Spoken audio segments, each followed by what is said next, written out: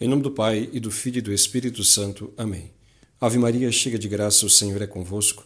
Bendita sois vós entre as mulheres, e bendito é o fruto do vosso ventre, Jesus.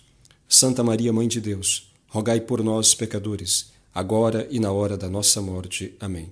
Nossa Senhora, Rainha dos Corações, rogai por nós. Em nome do Pai, e do Filho e do Espírito Santo. Amém. Meus amados irmãos, pela graça de Deus, celebramos o 12º domingo do tempo comum.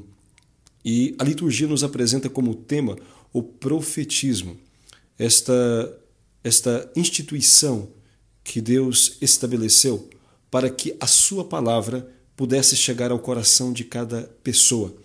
No Antigo Testamento, vemos o clamor do profeta Jeremias, que, assediado, cercado pelos inimigos, que estão sempre espreitando as suas ações para poder então persegui-lo, para poder então denunciá-lo, para poder afrontá-lo, para poder humilhá-lo.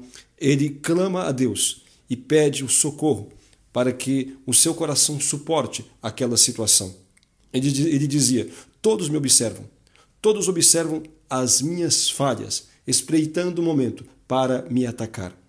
Mas o profeta, consciente da ação de Deus em seu favor, também proclama: mas o Senhor está ao meu lado como forte guerreiro, e me defenderá. Ele sabe, ele tem consciência de que Deus defende aqueles que ele envia em seu nome para proclamar a sua palavra. E também é isso que vai dizer o Salmo, quase como uma extensão do clamor do profeta, vai dizer: atendei-me, ó Senhor, pelo vosso imenso amor. Atendei-me, ó Senhor, pelo vosso imenso amor. Por vossa causa é que sofri tantos insultos, pois o zelo por vossa causa me consome, devora-me como um fogo abrasador. É isto. Quando nós temos zelo pelas coisas de Deus, quando alguém acredita em Deus, quando alguém acredita nesta ação de Deus em favor do ser humano, que nós não temos uma ideia pálida ainda do que realmente foi quando contemplamos o grande amor com que Ele nos amou e ao ponto de nos dar o seu Filho único, como diz o Santo Evangelho, a fim de que, morrendo em nosso lugar, nos resgatasse e nos desse a vida eterna. Nós temos uma noção muito pálida ainda, muito pequena da grandeza desse amor e deveríamos meditar muito mais naquele gesto da cruz, a fim de que o nosso coração pudesse ter uma compreensão um pouco melhor e assim nós tivéssemos uma atitude de maior gratidão para com aquele que fez tanto por nós. E quando nós temos ao menos minimamente esta consciência, nós buscamos então agradecer o Senhor.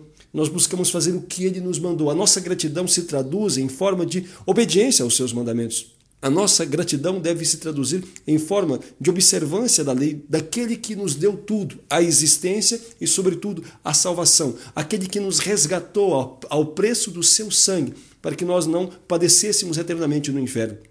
O profeta tem esta consciência, tem a consciência desta grandeza do amor de Deus, tem a consciência do benefício recebido e, por isso, proclama as glórias do Senhor e chama os homens a esta mesma atitude de gratidão, à conversão, para a própria felicidade destas mesmas pessoas. Porque Deus já é feliz, mas Ele quer que nós sejamos felizes. E por isso nos manda os seus profetas, que exercendo em seu nome esta missão, falando em seu nome, nos anuncia a verdade, que ilumina as trevas de nossa alma, nos tirando dos erros, nos tirando então do pecado, nos tirando das enganações e das mentiras com as quais o inimigo de Deus tenta lubridiar as almas e conduzi-las à eterna condenação. E o que diz o profeta? O que prega o profeta? O profeta ele vai pregar, como vai dizer São Paulo na segunda leitura, a iminência de Cristo, a absoluta superioridade das coisas do alto. Vai dizer São Paulo que por um homem entrou o pecado no mundo, nosso primeiro pai, Adão.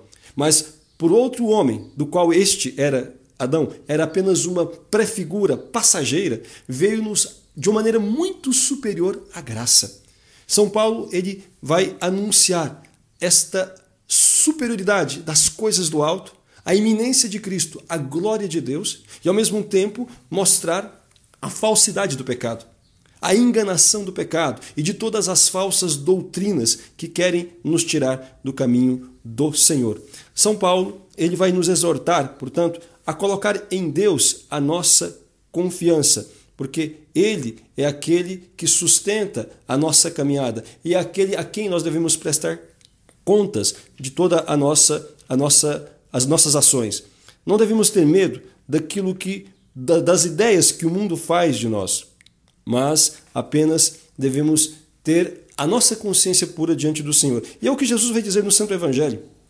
Jesus, sabendo da necessidade, sabedor da necessidade que nós temos de termos uma postura corajosa, uma postura forte diante dos desafios do mundo, sabendo a fragilidade a qual nós somos, a fragilidade que nos envolve, o próprio Jesus, ele exorta-nos a uma postura mais corajosa, a uma postura mais profética, a fim de que nós não venhamos a desfalecer, a recuar, a fim de que nós não venhamos a vender-nos ao comodismo, à comodidade, ao egoísmo que o mundo nos convida a viver.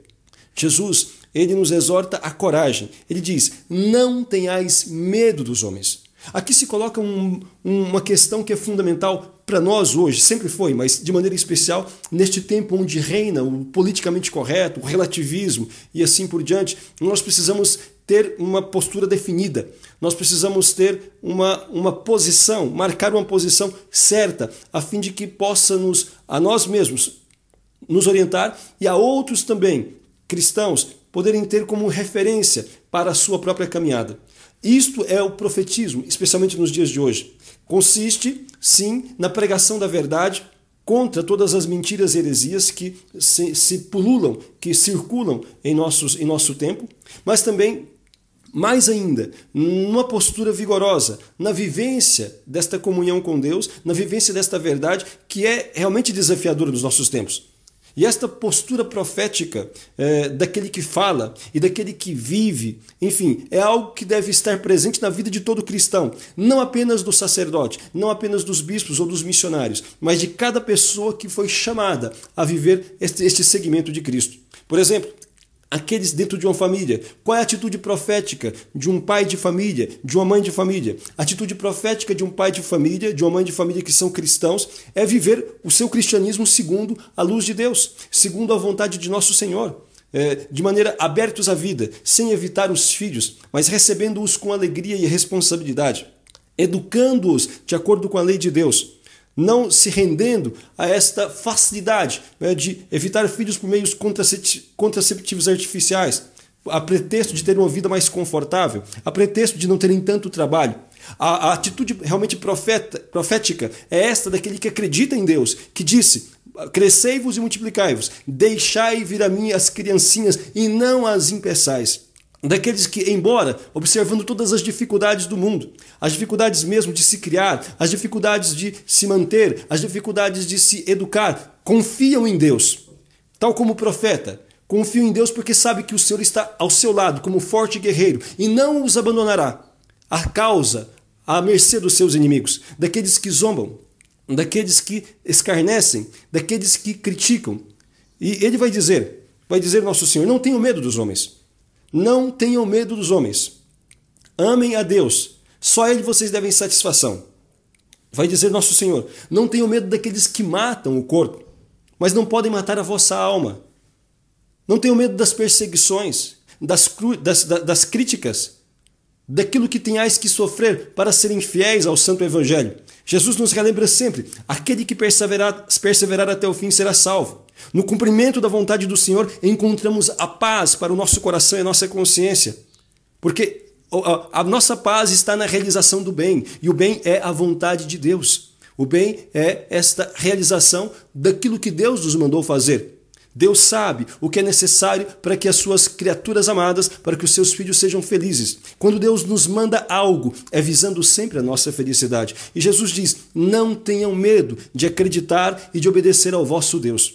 Não tenham medo de colocar em prática o Santo Evangelho. Não fiquem tremendo diante dos homens. Por exemplo, uma atitude profética para um jovem cristão. Ele, no desafio de viver a sua castidade, no desafio de viver a santidade, de viver a sua comunhão, de testemunhar o Evangelho, aonde estuda ou onde trabalha. É isto. Essa atitude profética seria sempre esta, né? De recusar as coisas mundanas ao convite dos seus amigos, seja para ver coisas mundanas e morais, seja para poder frequentar ambientes mundanos, ele ter aquela coragem de dizer: muito obrigado, não, eu sou cristão, eu sou católico. A postura de uma jovem cristã que, embora se possa sentir atraída pelas vaidades excessivas do mundo, tem a coragem de se portar com modéstia, a coragem de recusar as modas imorais, as modas mundanas, sensuais, provocativas, que hoje são tão usadas pelas moças para poder atrair o olhar dos homens. A atitude profética de um empresário cristão é aquela que, não deixando se corromper pelo desejo do lucro descabido, tem a coragem de ser justo e honesto para com os seus empregados. A atitude profética de um empregado, de um operário, de um funcionário, é aquela que, cumprindo bem, ainda que não tendo o salário que gostaria de ter, não faz disso um pretexto para ser incompetente, para ser desonesto, para ser então negligente com as suas funções. Uma atitude profética das pessoas cristãs em maneira geral é isto: saberem cuidar daqueles que necessitam, socorrer aqueles que precisam, de acordo com a sua capacidade. A atitude profética é sair do seu comodismo, é sair do seu mundo e preocupar-se também com o bem e a salvação dos outros. Quantas famílias hoje sofrem porque estão longe de Deus, estão longe da graça do Senhor, necessitando de quem lhes possa levar a luz da verdade, a luz do Evangelho que é Cristo, que poderá iluminar a alma daquelas pessoas, poderá iluminar aquela família e ajudá-los de novo a recuperar o elan da sua paz e da sua felicidade, que é o próprio Cristo. Meus amados irmãos, a atitude profética deve ser dos sacerdotes, dos missionários, dos bispos, que, deixando o medo, a covardia e o politicamente correto, tenham a coragem de anunciar ao povo as verdades que eles necessitam escutar para poderem caminhar na santidade e assim se salvarem. Nós precisamos, nesses tempos atuais, suplicar com todas as nossas forças ao coração de Deus a graça de termos muitos e santos sacerdotes que não tenham medo de fazer isso que ele disse. Não tenham medo de proclamar dos telhados aquilo que em segredo foi dito. Aquilo que foi dito em segredo quando ele anunciava aos seus apóstolos. Jesus disse: eu estarei convosco todos os dias, até a consumação dos tempos. Nós não temos que ter medo daquilo que os homens possam fazer, do escárnio, da perseguição, de toda esta execração, da qual dizia o Papa Bento XVI, no que consiste este martírio atual, que é nesta execração pública, na perseguição, na humilhação, na calúnia, na difamação. Não devem ter medo disso. São as intempéries que o profeta precisa ter a coragem de enfrentar por amor ao seu Senhor e por amor e zelo pela salvação das almas. Como disse o Salmo: o zelo pela tua casa me consome, arde em meu coração o zelo pela tua casa, Senhor, e pela tua causa, que é a salvação de todas as pessoas. Meus amados irmãos, como hoje tem sido difícil para as pessoas vivenciarem esta dimensão do cristianismo, que é essencial. Na verdade, o que nós estamos falando aqui é de coerência. Atitude profética significa tão somente a coerência com a palavra de Deus, seja ao anunciá-la e, sobretudo, ao vivê-la. A coerência com o Evangelho hoje tem sido cada vez mais rara, porque as pessoas não têm conhecido. Também falta, é verdade, aqueles que a têm apresentado a contendo, aqueles que têm apresentado essa doutrina de uma maneira compreensível, de uma maneira clara, inequívoca, para que as pessoas não se deixem enganar pelas falsas ideias das quais o mundo está cheio. Falta profetismo na Santa Igreja de Deus. E é preciso clamar ao Espírito Santo esse dom da fortaleza. Esse dom da fortaleza, especialmente a todos os cristãos, mas especialmente àqueles que têm a missão e a responsabilidade de anunciar a palavra de Deus. Os sacerdotes, os bispos, os missionários, os catequistas, de maneira geral. É preciso clamar este dom, a fim de que se vençam os respeitos humanos, a fim de que se vençam estas preocupações com a própria imagem, A autopreservação tem sido o grande pecado de muitos pastores de almas, de muitos sacerdotes que deveriam profetizar, alertando as suas ovelhas a respeito dos perigos que há. Mas, entretanto, muitos têm medo de ficarem mal vistos. Hoje parece, então, que tornou-se um grande palavrão alguém ser chamado de conservador, alguém ser chamado de radical, alguém ser chamado a um medo muito grande de a pessoa, por dizer a verdade, como dizia Papa Bento XVI, ser classificado como fundamentalista, quando na verdade o que se trata é apenas do anúncio daquilo que Jesus ensinou. Se nós não crermos nisto e não tivermos a disposição de sofrer por esta causa, nós não podemos ser contados entre o número dos seguidores de Cristo e nem assumir o nome de cristãos. É preciso, portanto, rezar, e muito, por esta graça no meio do clero. Essa graça, o derramamento do espírito de fortaleza, a fim de que possam, de fato, exercer esse profetismo, como Deus mandou que se fizesse, em favor do seu povo, pela salvação de todos. Meus amados irmãos, que a Santíssima Virgem Maria, nossa Mãe do Céu, interceda por cada um de nós e nos alcance a graça de sermos coerentes com o Evangelho de seu Filho, Jesus Cristo, nosso Senhor. Louvado seja nosso Senhor Jesus Cristo.